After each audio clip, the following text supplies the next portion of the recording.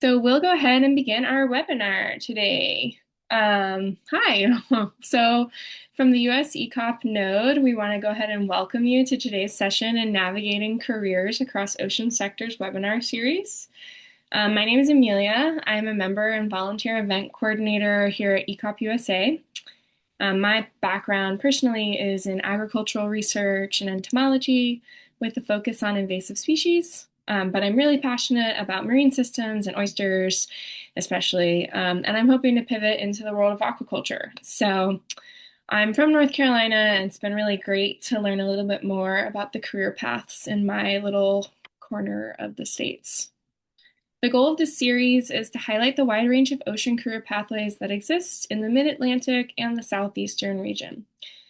So from roles in government agencies shaping science and policy to opportunities in the private sector driving innovation and sustainable practices, to nonprofit organizations leading conservation and community engagement, and even to those who have successfully transitioned from academia into new fields. Our aim is to show the full spectrum of possibilities that are available to you. Equally important, we really want this to be more than just a set of presentations. This series is designed as an interactive space where you can engage directly with professionals and ask those candid questions about their journeys and gain that insight into both the opportunities and the challenges of the different career tracks. So whether you're just beginning your career or considering a pivot like me, we hope you leave each session with practical advice, new connections, and a clearer vision of how your skills and passions can contribute to the future of our oceans. With that being said, at the end of our speakers talking, we will have a Q&A portion, so please think on what questions you want to ask, and you can go ahead and feel free to drop them in the chat as we go, and we'll collect them from there as well. So to kick us off, we'd love to get to know you all a little bit better. Please head to the Mentimeter link in the chat. And if you could go ahead and answer 3 quick questions. So where are you joining from? What sector are you working in or interested in working in? And what do you hope to gain from this webinar? So we'll take a moment to do that, and then we'll share the responses and get started with our speakers in just a moment.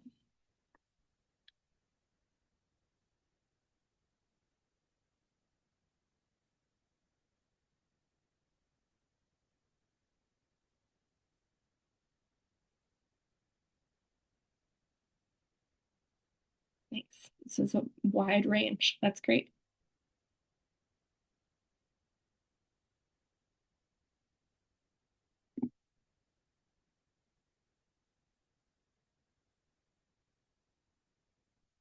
Oh, wow, all the way in Hawaii. Cool.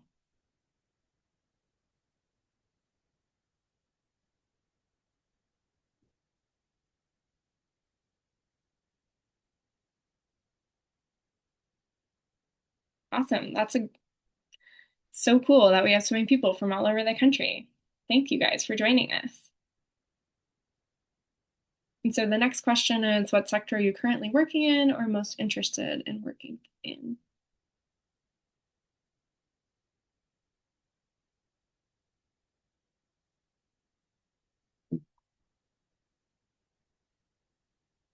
Cool. A lot of government and nonprofit and private sector, as well as some people still exploring, which I feel that.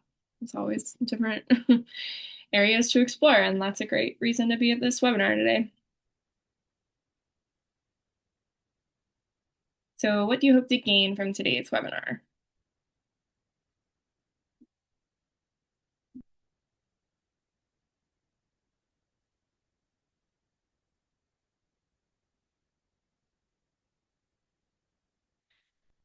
So we have real world career advice, inspirational pivots, enhanced understanding of the ECOP network, advice on searching, learning about opportunities, general career ideas,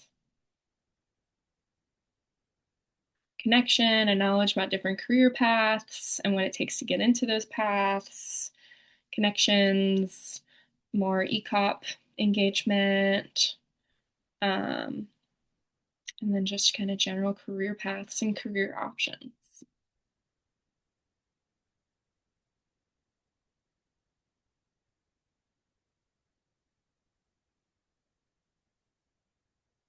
More horizon broadening and internship and experience opportunities, learning about those opportunities.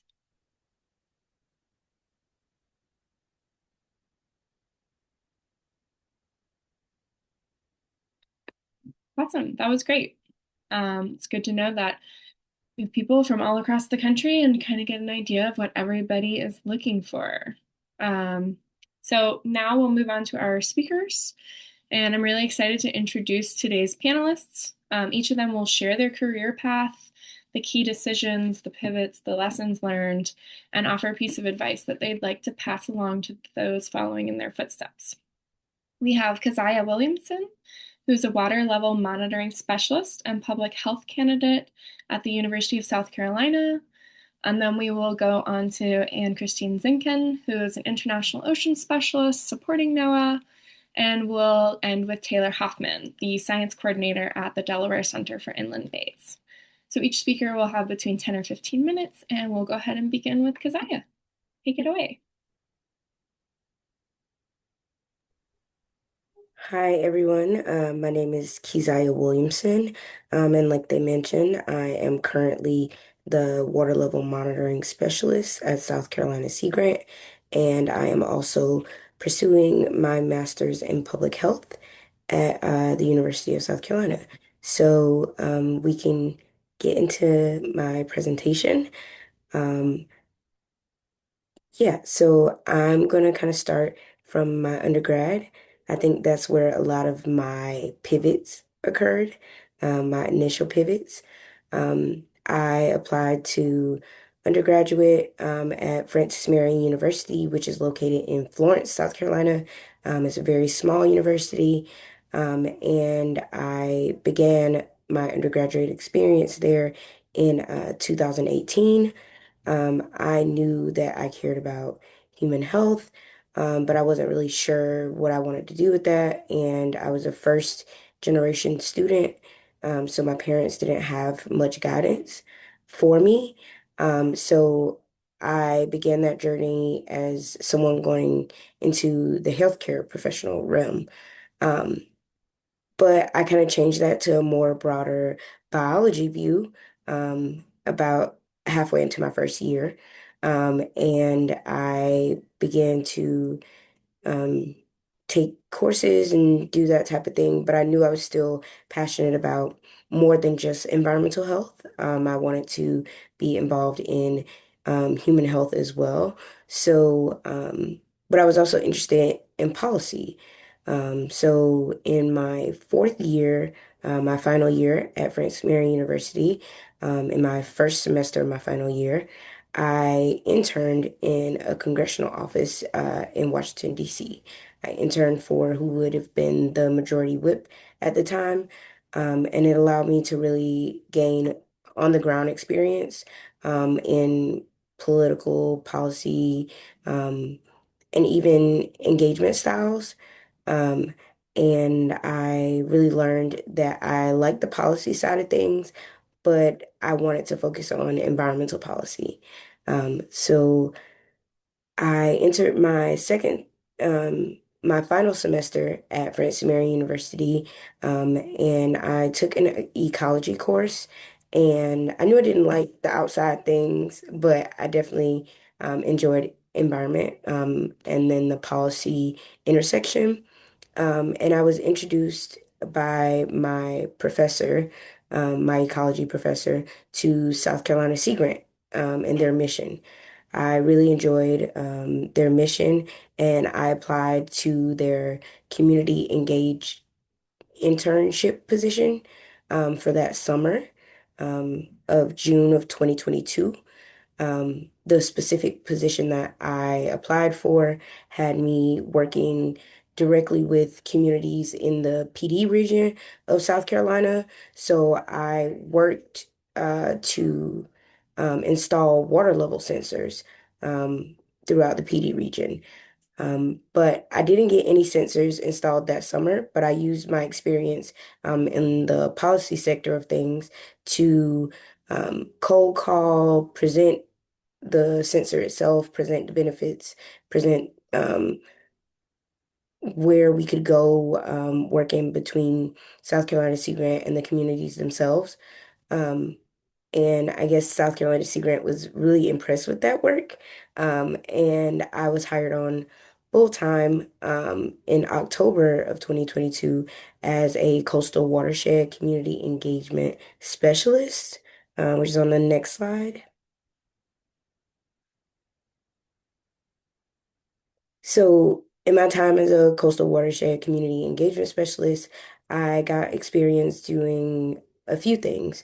I was able to install three different water level sensors um, across the state, with one being in Bennettsville, South Carolina, one in McClellanville, South Carolina, and then another in Williamsburg, South Carolina.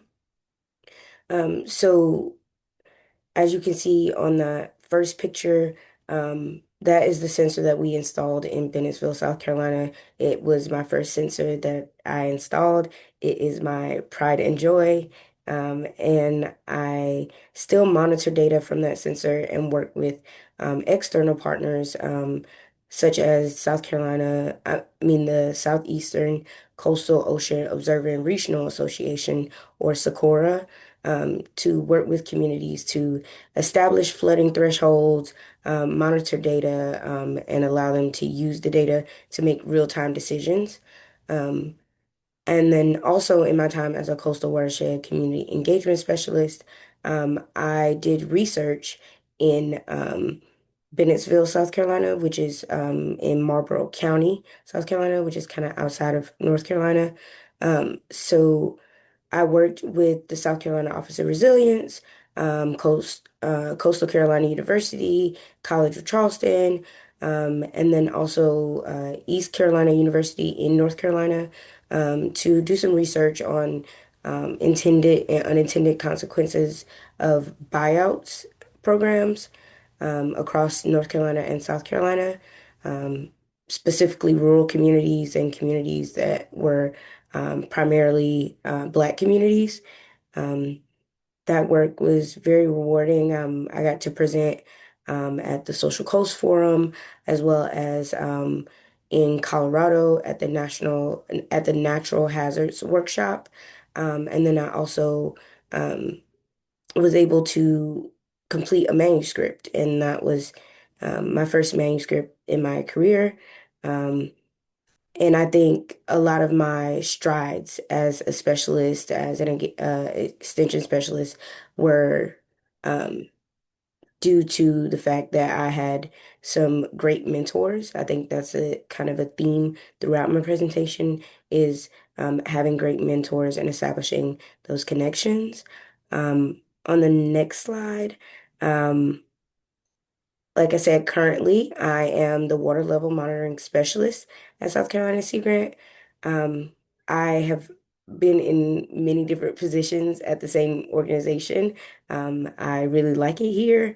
Um, and but currently I'm in part-time work. I still do the same work that I did as a community engagement specialist, but in my time at South Carolina Sea Grant, our former executive director, Susan Lovelace, introduced me to the grad director at the University of South Carolina. And based on my passions in both human health and environmental health, we figured why not throw in animal health and approach things from a One Health perspective. And that's kind of how I landed in the Masters of Public Health um, in Environmental Health Science program at the University of South Carolina. I still work with South Carolina Sea Grant to install water level sensors. I've installed one sensor since my time at at USC as a part-time, but that was also affected by funding uncertainty at a federal level and other things. But I have continued this work. And in this time, I've also developed a lot of outreach and engagement tools, including YouTube tutorials and rack cards and flyers and signage to go with the work that I've done. Um, and like I said, lessons learned are definitely that it's always okay to pivot. It's always okay to do something new. It's always okay to try something new. And I think that it's important to, again, connect with people who know more than you do. It's important to connect with people who um, didn't take the same path as you. I definitely have had a very unique path and kind of gone about things in a different manner. Um, so I've always followed where my path takes me and have not been very disciplined in terms of um, wanting to be in an ocean career specifically.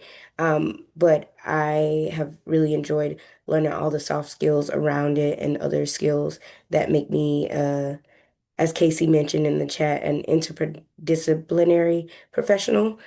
So I really enjoy all the work, and I'm excited to see where my path takes me as I plan to finish up my master's studies in May of 2026, which is fast approaching, and continuing to work as a water level monitoring specialist for as long as they'll have me. So I am happy to take questions now, and thank you all for listening.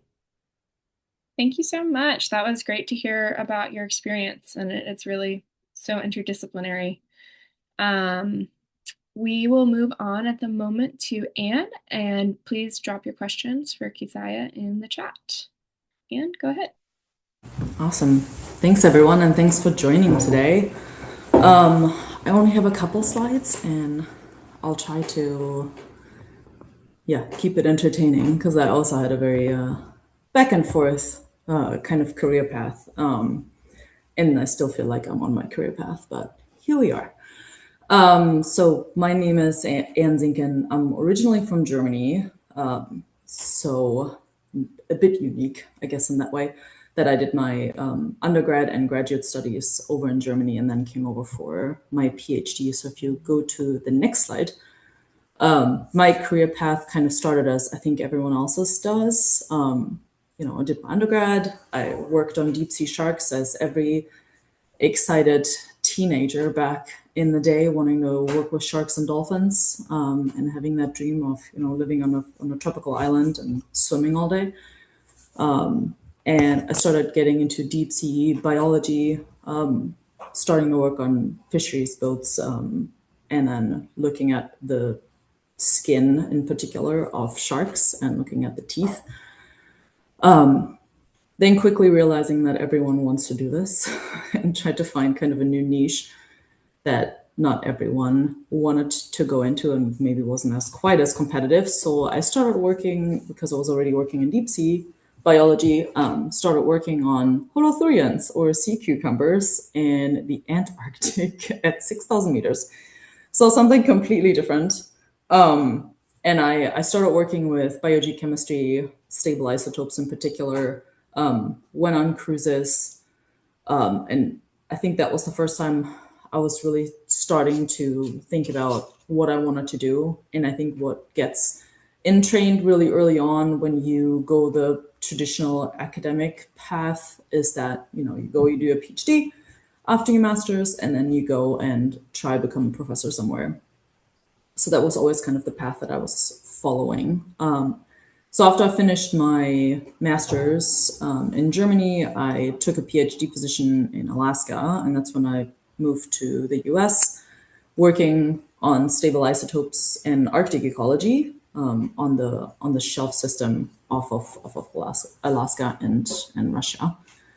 And that's where things kind of changed for me. I just started realizing I love lab work and I love the science, but it also wasn't 100% my strong suit. And I wanted to do something that was more impactful and more connected to policies that are being written and more applicable to society. And I felt like that link for me was just not there, or not as strong as I would have liked it to be. So I found myself kind of at this fork trying to figure out, what am I going to do? Am I going to be a professor and do that what I intended to do, or am I going to change? So I started to talk to a variety of people, and many of you probably heard of the Knaus Fellowship. A lot of people in my university have done the fellowship before, so I gave it a shot, and I got selected, luckily, and moved to Washington, D.C. in the spring of 2020, and then started in my current role. So if you go to the next slide, I'll talk a little bit about that. So I was hired as a Knaus Fellow, and I worked on Arctic research on a couple of variety of projects that we were supporting from my office. And I was then hired on after my Knaus Fellowship as a program manager through UCAR, which is a contracting firm based in Colorado. And they work a lot with NOAA in contracting people to work at headquarters in Maryland.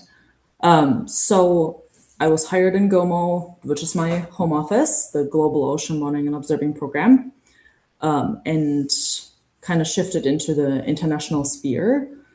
And what we primarily do, to say it in simple terms, is we provide funding and coordinate efforts that put observing platforms, and some of them are on the slide that you see there, to then observe the ocean, provide data, and improve models, forecasts, and predictions for a variety of application areas. We work in ocean carbon, tropical cyclone forecasting. We look at heat waves. We look at how weather changes depending on how AMOC, the Atlantic meridional overturning circulation, shifts, amongst many, many other things. We also have a tide gauge system, which you reminded me of in the previous slides.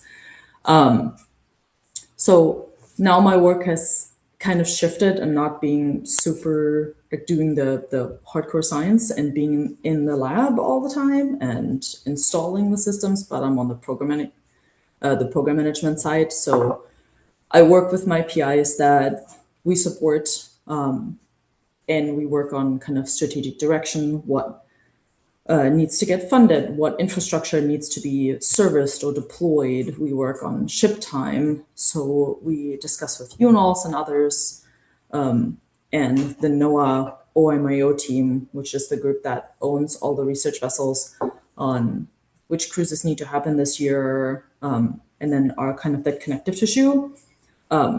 Also, the PIs come to us, and we develop all the budget documents to transfer the funding and communicate to leadership, like the assistant administrators and the head of the agency, of why this work is important. We represent the different kind of topic areas at conferences, and work together with our PIs to kind of enhance various projects. If that's technology development, because a sensor needs to be tested in some certain way, or we want to make modification to a platform to better observe, or add another variable that we want to observe in the ocean. We work with them on developing that, and then so that whole programmatic side is what I do these days. And then I sit on a variety of international groups. So the next kind of column that I put in is the ocean-driven impacts that I like to often talk about, because a lot of people think that only if you live at the coast are you impacted by the ocean, and I try to make a very deliberate point of explaining that our weather across the globe is very, very complicated, and that the ocean is a very, very important component in driving weather patterns, even inland. And the little fun fact that we like to say about my office is that we fund 50% of all global ocean observations.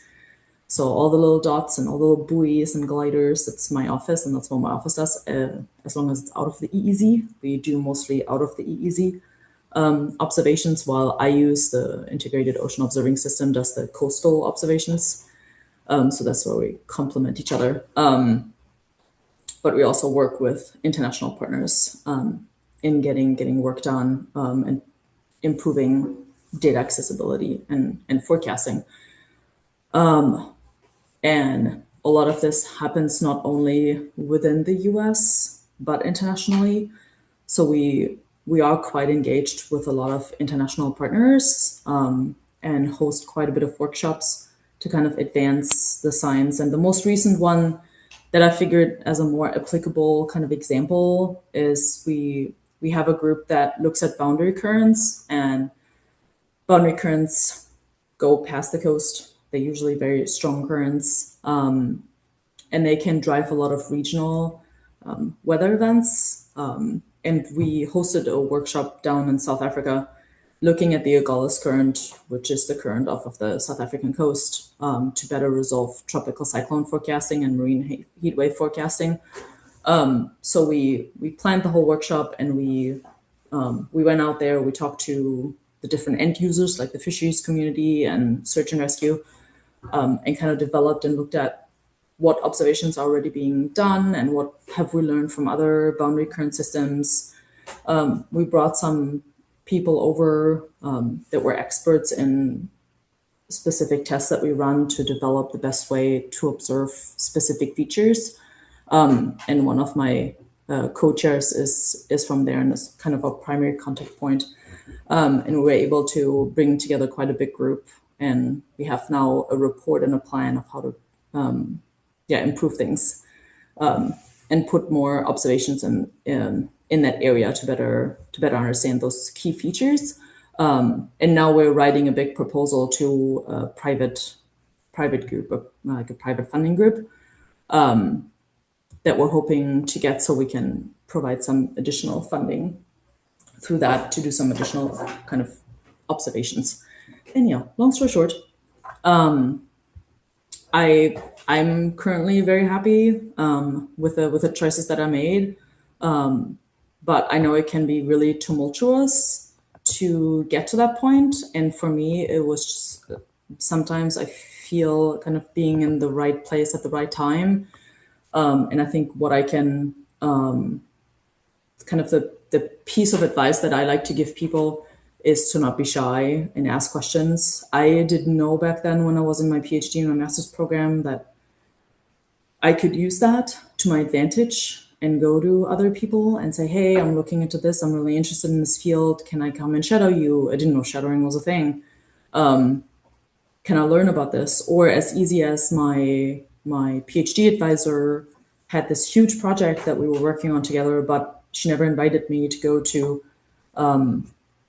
like the planning groups to learn how a research cruise was planned and go to report back out to NOAA and BOEM and all of our other funding institutes. So if you are in that type of position, I would encourage you to go and talk to your advisor and ask to be included in these, because that can be super helpful in just learning how it works, and build your knowledge base. And then, try and reach out to people that you're interested in learning about their job, and just branching out, and seeing how your work that you're currently doing might be able to be kind of transitioned into what they're doing, if that's something that you're interested in. And doing that early on can be really, really helpful. And look for opportunities. Like now there's a variety of different opportunities that you can take advantage of to get these type of experiences.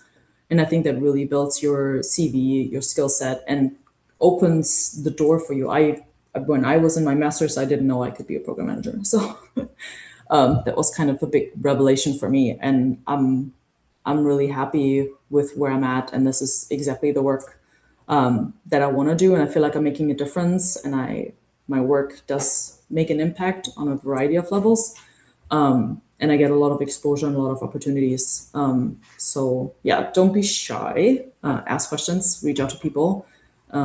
There's so many ECOP events these days, which is really exciting to see. I felt like for a while, and I'll wrap up in a minute. I know we're getting to 15 minutes. I felt in the beginning, a few years ago, that the whole ECOP thing was kind of used as like a check mark and like a little tick mark, like, okay, I've done the ECOP thing for like the senior people that were supposed to especially with the UN decade, involve ECOPs in their programs. Um, so if you feel that way, make sure that you're actually given a task. I felt like there was a big disconnect a few years ago, and I feel like that's slowly changing. And ECOPs are given more opportunities and more responsibilities. And without that, you won't learn. So I guess what I'm saying is, talk to your cohort, don't be shy, and advocate for yourself, and reach out to people if you're interested in what they're doing. I think that's the best way to learn. And the next slide, I just had a quick screenshot because one of my colleagues made a whole overview of new opportunities for both career and for internships and fellowships. I sent this as a PDF document to the organizers, and yeah, I asked if it's okay to share. So if you can send it out after the webinar, I hope this will be helpful to people to kind of just learn about all the different opportunities just at NOAA. And there's a lot more beyond that. And I'll stop there. Yeah, that's great. That was great advice about asking questions, and we will be happy to share this afterwards. So thank you for that resource, and thank you for your talk, Anne. Next, we will move on to Taylor. Hello. So my name is Taylor Hoffman. I currently work as the science coordinator at the Delaware Center for the Inland Bays. We are one of 28 national estuary programs in the US, and we're also a nonprofit organization. We're based out of Sussex County, Delaware, and I have been in this role for just over 2 years now.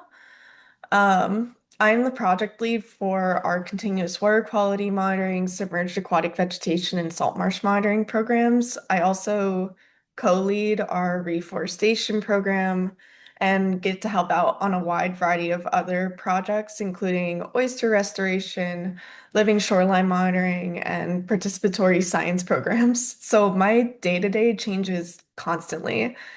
I don't tend to do the same thing each day, which is something I really wanted in a career.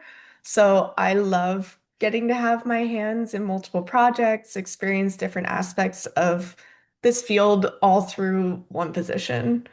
That being said, so much is going on at a single time, and we are constantly busy. So it's not a position for everyone, but if you like getting your hands on a bunch of things and working with a wide variety groups of people and everything, go for it.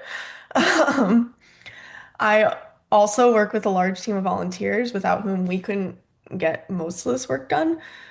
So volunteer coordination and management is also part of my work, as well as giving public presentations, whether it's at conferences with community members, at various groups such as HOAs or focus group meetings. And then there's the not always fun things such as grant writing and data analysis and report writing that also falls under my role. So it's not always going out into the field like I have most of my pictures as being, but those are the parts I definitely look forward to and make me love my job. So on the next slide, um, this felt like the best way to kind of describe how I ended up where I am was doing a little timeline. So if we back up like 10 years, I graduated from University of Delaware in 2020 with my degrees in Bachelor of Arts in Chemistry and a Bachelor of Science in Marine Science, as well as a forensic science minor. I didn't start college with the plan to become a marine scientist. I had originally wanted to be a forensic chemist, and I added the second major, the marine science major, in spring of my junior year. So it was pretty late. It led to me adding a bonus year into my undergrad journey, which was unfortunate and definitely something no one ever plans for. But it truly was one of the best decisions of my life and really led to where I'm at now. After I added marine science, I participated in a semester in residence program that the University of Delaware College of Earth, Ocean, Environment offers at our marine-focused satellite campus. I wasn't really sure how I felt about research at the time. And while every other person that participated in the program that semester was working in a lab, I instead interned for free with Merit Institute, which is a marine mammal and sea turtle stranding and response network in Delaware. And this internship really allowed me to start to network and get my hands on some data for really the first time, as well as work with organisms that I had only ever really dreamed of getting to work with. So that was really cool. Um, However, I still wanted to figure out if I would enjoy research and see if that's a path I wanted to follow. So, winter of 2020, I worked as a student researcher focusing on microplastics research in Delaware Bay. And through this, I found I really enjoyed working in a lab. I enjoyed doing research in this field, and this path might be a part of my future. So, following graduation, I worked in the same lab as I did for winter, but this time as a Sea Grant workforce development intern. And again, I worked on microplastics, but instead of Delaware Bay, I worked in Delaware's inland bays, which are a lot smaller. Um, However, because of COVID, I had to switch gears. This internship was supposed to last like 8 months, and instead it was 8 weeks. Um, so everything got condensed and my timeline shifted. I didn't really know what I was going to do. And my PI for the lab ended up hiring me on as a laboratory technician for a new project he had focusing on blue crab reproduction. I was not sure exactly what I wanted to do going forward in my future, if I wanted to do grad school, if I wanted to look for a job, and really didn't know like what path forward. So while this topic was completely different from anything I'd ever thought I would be working on, I took a chance on this position and ended up working on this project for an entire year before I became a master's student in his lab working on the same project and expanding it further for the next 2 years. So you really never know what opportunities are going to arise based on like a random cho chance. Um, I know not all of them work out that way, but I got lucky. Um, and also I know like not all master's or PhD programs work this way, but I was lucky to be able to help out on all of my lab mates' projects, as well as a few other graduate students' projects that had completely different focuses from mine. Um, and was able to gain a bunch of hands-on experience just by um, asking others if they needed a hand on something. So definitely always ask for opportunities. I know that sounds very daunting, and it is super daunting, but you never know what'll come from it. Um, so while I was finishing up my master's degree, I had decided to apply for another internship that was being offered through Sea Grant, but this time it was with the Center for the Inland Bays. And I had briefly worked with them back in 2020, didn't really know the topic I was going to be interning with. It was not something I'd worked on before. It was focused on submerged aquatic vegetation. I had really never worked on marine plants besides walking out into a marsh for a few classes. But I knew that I really liked the organization and figured it would be a really good resume booster and a chance to expand my knowledge of the field even more and build a network. So started doing that for the summer, and then um, right around the time that my internship was ending, two positions had opened up on the science team at the center. Sorry. Um, and I ended up applying, interviewing, and being hired on as their science coordinator back in 2023, where I've been ever since. So I definitely jumped around a bit with internships, focusing on different topics. And it was rare that I really knew much about the work that I was getting into beforehand, besides being able to carry with me knowledge of lab techniques, prepping for field work, entering and analyzing data that I had picked up over time um, throughout all these different experiences. And it allowed me to just make a well-rounded resume overall. And while it's not on my timeline, on top of like internships and random things, I had also volunteered with MARE after I interned with them and still do to this day. And I also volunteered for the center and really started to get to know people out there. So just like forming those connections and networking with people, I found to be like so important. On the next slide. I know that I'm still technically early in my career myself, and I still have a lot that I want to experience in my field. But I think it's nice to hear from someone that didn't really go into this planning to be in this field and what steps it really took for me to get where I am today. So that being said, one of the lessons learned that I have to like share with you is really that everyone is on their own timeline. And we've kind of heard this a bit today. It took me a really long time to realize and also accept that because it's super hard to not compare yourself to others. And I know I'm telling you, like, don't do it, don't compare yourself. But it's so true. Like, as soon as you start to accept that, it becomes a lot easier in a way to not be stressing about the entire future of your career. Um, I felt like I was behind for so long coming into this major late. Everyone had research goals or planned internships already. And I felt like I was scrambling to catch up. And there are times I still feel like I'm behind. Even though I have multiple degrees, I have started a job and it's a weird feeling. But it's also totally okay, like to not know what you're doing. And it's also never too late to change your path. I have a lot of friends that have planned out like 5, 10, 20 years down the road. They know exactly what they want to be doing. And I truly don't. And honestly, I'm kind of excited for that.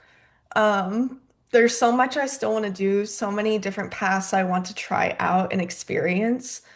Um, and it's really just never too late to do that. I have coworkers in their 50s and 60s who were doing something completely different up until they started working at the center.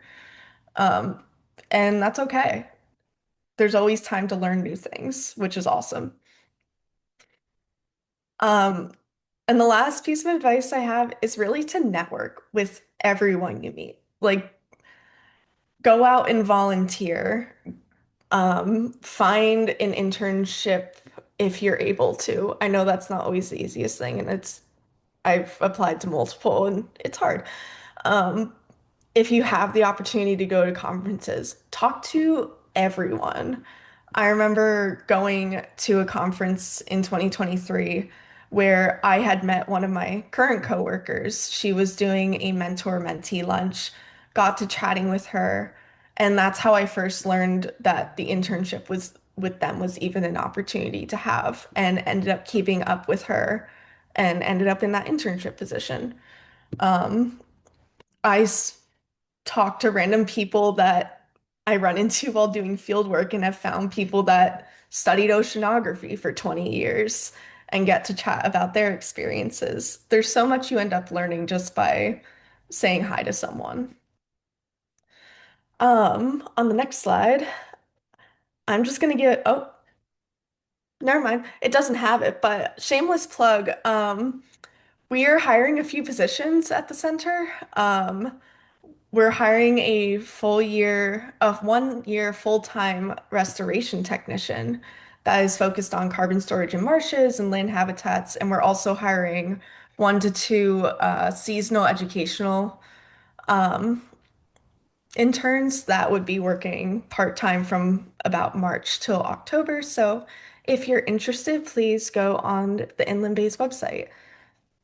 Yeah, that one. So Sorry yeah, about that. no, totally okay. Feel free to reach out. And it's also located on our website under employment. We're also going to be posting for a submerged aquatic vegetation intern in the next month or so for next summer. So, yeah, thank you for letting me chat and my um, email address and phone number on the last slide. So, thank you. I'll Thanks so put much. that in the chat. Thanks so much, Taylor. That was great and great advice about networking and never being, too late to change your mind and do a different path. And thank you, everybody else, Keziah and Anne, for your presentations. It's really great to learn a little bit more about your career paths. So now we're going to transition to our Q&A, and I'll go ahead and just ask the first few questions while everybody kind of, thinks of your own questions to ask. And you can just put them in the chat or raise your hand if you'd like. But we can go ahead and start. So, looking back at your careers, and feel free anybody to answer it. Looking back at your careers, what's one decision or turning point that you feel like had the biggest impact on your career journey?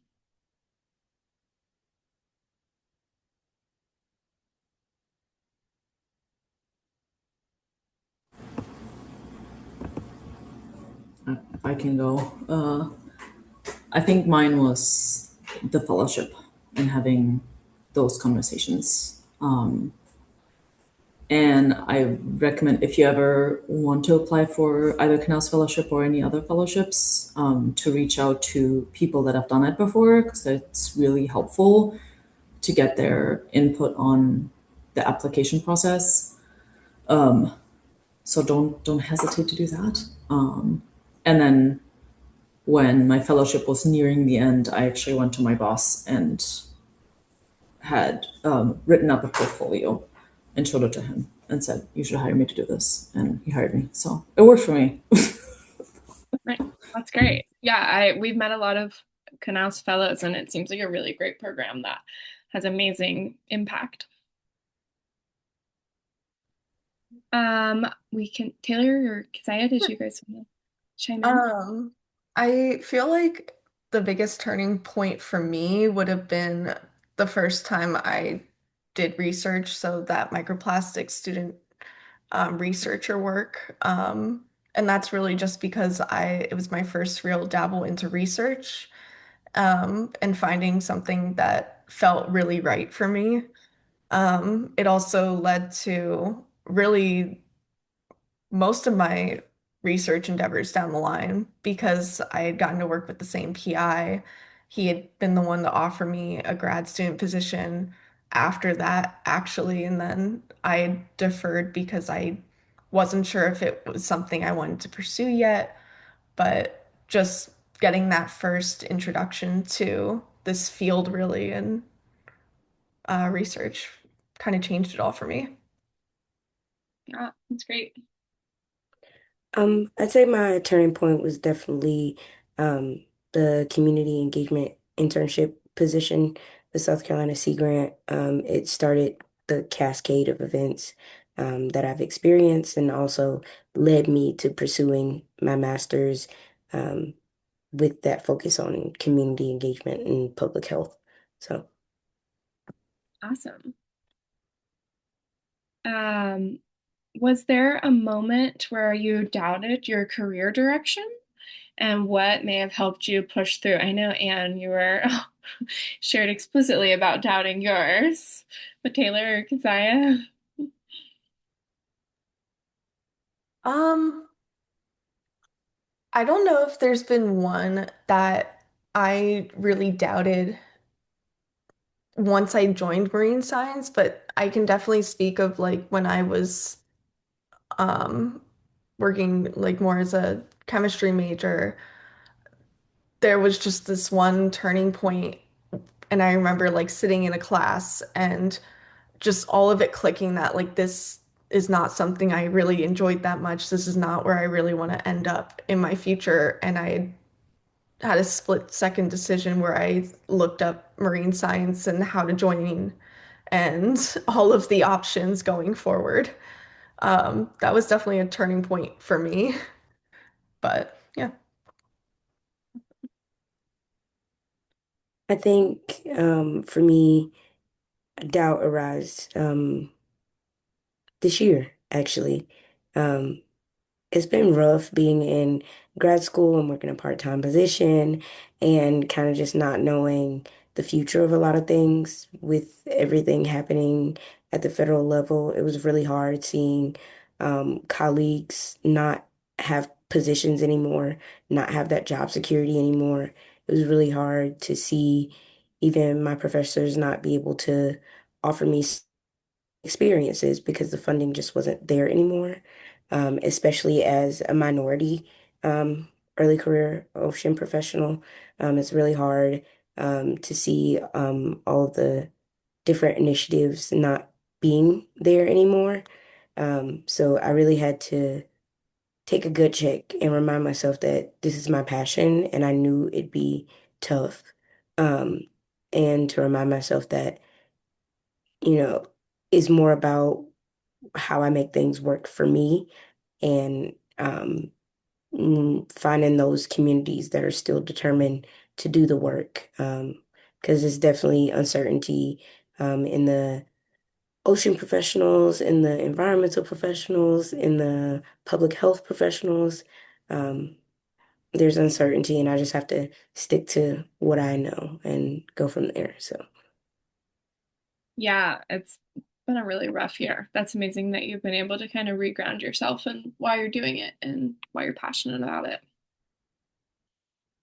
Um, so would you guys mind sharing like what your favorite part of your day to day in your work is?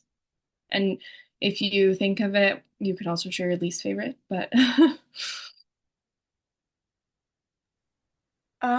For me, probably just the unexpected things that pop up, honestly.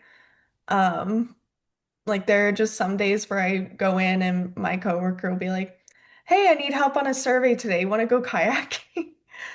I just love the unexpectedness of it all, really. And if I had to say least favorite, I would say grant writing. yeah, that's really different from like kayaking. Oh So, yeah, yeah. not as much fun. I don't love being stuck in an office. Yeah, I could make sense. Anne, would you like to share as well?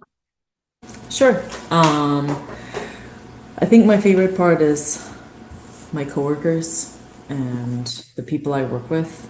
They give me a lot of strength, and I'm glad this year was brought up. This year was rough, and yeah, I agree. It's a constant struggle. This year was particularly difficult.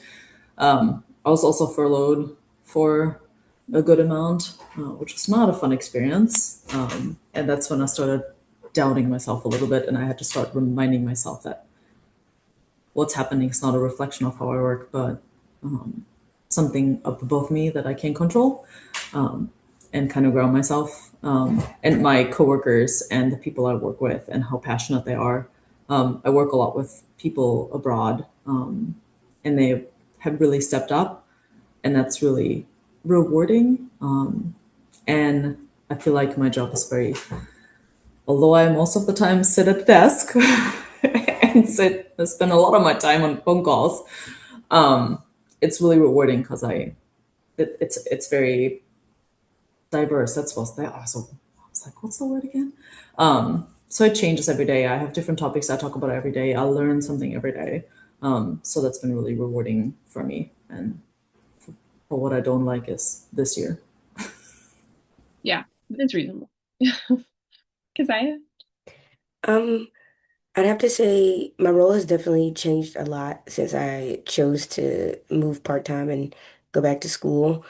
But I think something that I really like is when I get to do the community engagement piece of things, when I actually get to talk to planners and talk to emergency managers and find out their needs. I really like doing that part.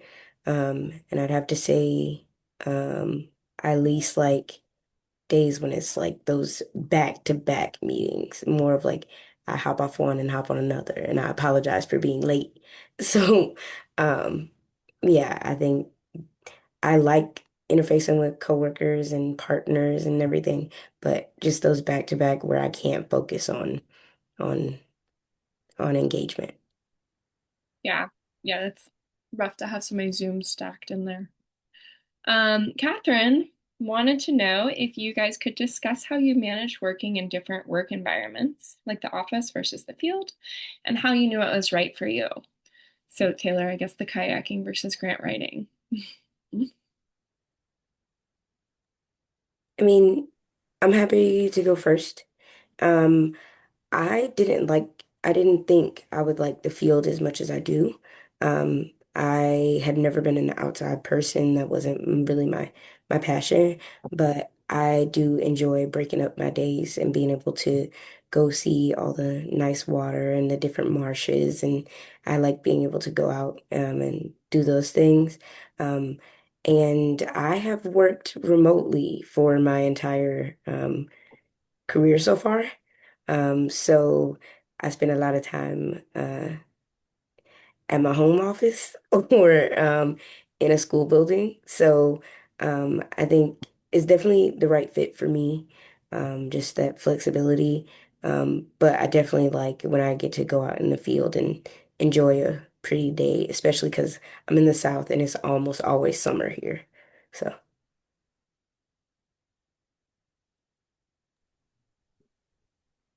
For me, it was definitely learning what balance worked best for me.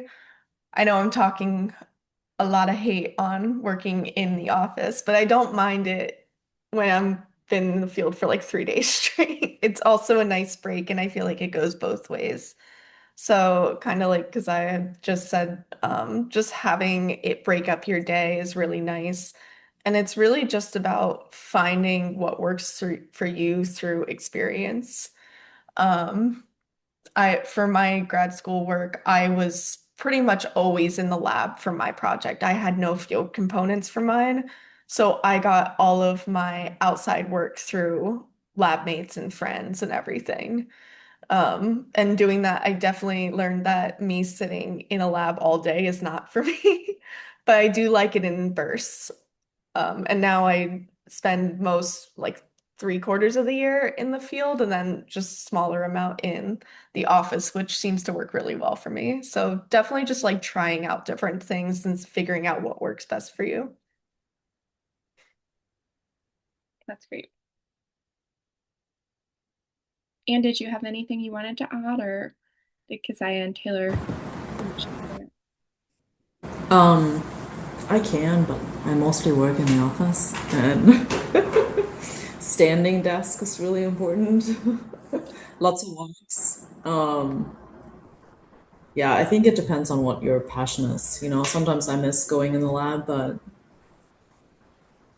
I like this part, so it kind of suits me. But I agree, it's the experience. You have to experience it and figure out the right level.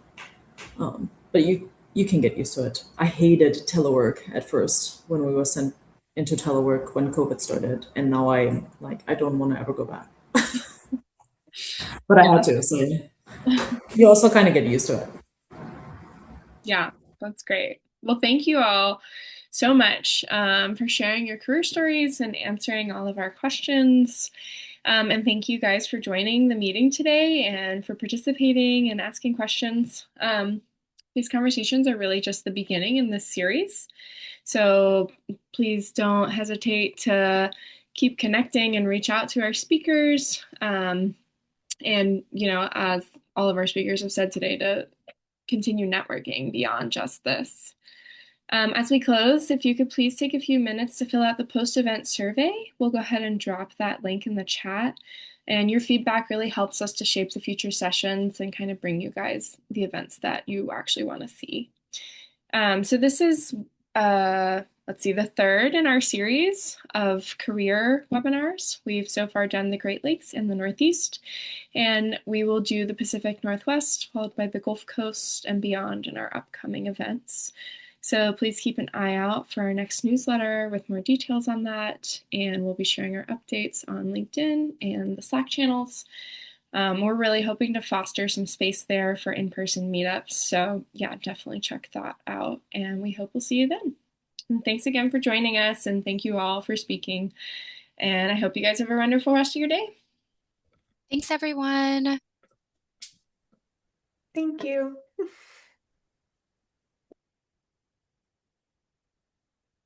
And we'll leave this open for a minute just so you guys can click on that survey link. Kind of towards the top there. It's the one that says Oregon State on it, I believe. Yeah, and I think if you leave too, it'll pop up. Okay, great. Thank you, Casey. Awesome. Thanks, everyone. Thanks to our speakers. Have a great winter season. Thank you so guys much, for all. organizing. All right. Bye, all.